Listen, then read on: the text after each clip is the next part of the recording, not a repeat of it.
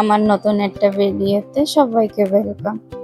আজকে আমি ভেন্ডি মশলা বানাবো। সেজন্য কড়াই নিয়ে নিছি, কড়াইতে তেল দিয়ে নেব। আর কিছু ভেন্ডি নিছি, কাইটে ধুয়ে সাফ করে নিছি। এখন দিয়ে একটু লবণ আর একটু হলদি দিয়ে আমি এখন ভেন্ডিটারে ভালো মতন ভাজে নেব। ভেন্ডিটার জন্য দাগ লাগে সেরকম করে আমি ভাজে নেব।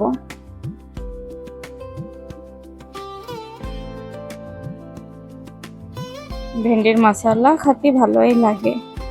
আমি সেজন্য কিছু টমেটো নিয়ে নেব আর তিল।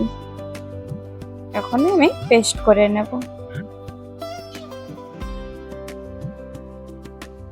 পেস্ট হয়ে গেছে, ভেন্ডিও আমার ভালো ভাজা হয়ে গেছে। আমি এখন উঠায় নেব।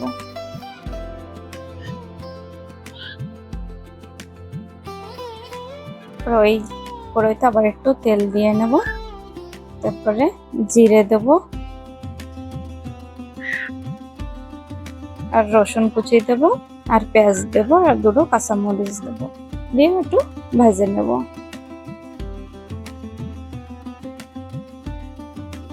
এখন মার্কেটে তো অনেক ভেন্ডি আসতেছে ফ্রেশ ফ্রেশ।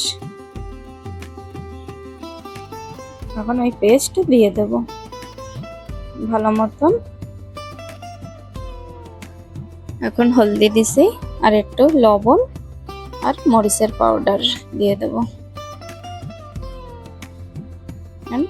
ভালো মতন আমি কষায় নেব, কিন্তু তিলের তেলটা কাঁচা গন্ধ কয়, সেই গন্ধটা যদি না কয় সেরকম ভালো মতন কষায় নেব।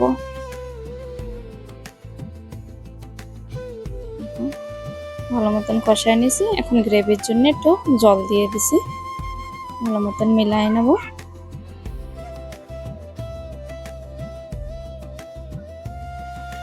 ভাজা ভেন্ডিগুলো দিয়ে দেবো ওখানে, আবার একটু মিলাই নেব গ্রেভির সাথে।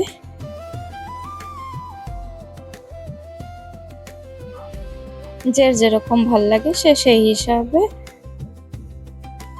জল দিতে পারে। আমি বেশি জল দেইনি, অল্প জল দিছি, জন্য মাখা মাখা গ্রেভিটা থাকে। দুটো কাঁচামরিচ দিয়ে দিছি, উপরে তেল ভাসতেছে। এখন আমি অল্প জিরের গুঁড়ি দেব আর ধনে পাতা দিয়ে দেবো একটু।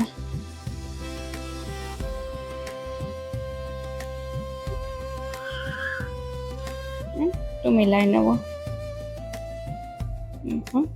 আমার ভেন্ডি মশলা হয়ে গেছে। এখন দুটো রুটি সেঁকে নেব।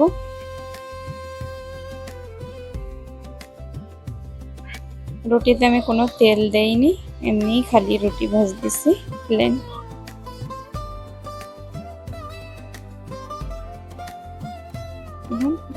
ভেন্ডির মশলা আমি প্লেটে উঠাই দেখাচ্ছি কিরকম হয়েছে। রুটির সাথে ভেন্ডি মশলা ভালোই লাগে। যদি ভালো লাগে থাকে তা আপনারাও একবার বানায় দেখতে পারেন।